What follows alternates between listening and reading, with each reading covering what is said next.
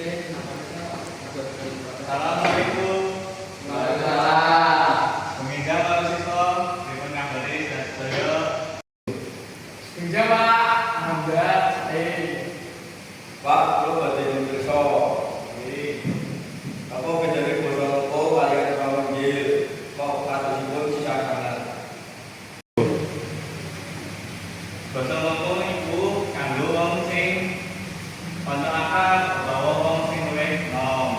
Yen basa krama inggil iku kanggo wong sepuh utawa wong sing dihormati. jadi nek mantuk kalian lagi, mboten nopo-nopo Pak.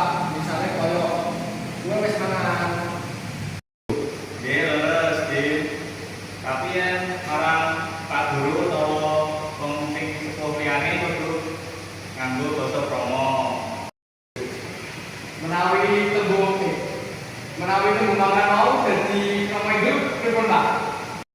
Walau tetap punya kramane mangan, punya kramane gile terus Pak.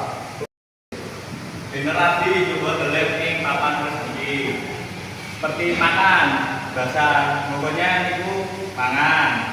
Basa krama inggile dahar. Misal ning marang wong tuwa niku mboten sampean wis mangan Pak, niku mboten sopan nggih. Dadi kudu sampean sampun dahar Pak. Nah niku sing leres.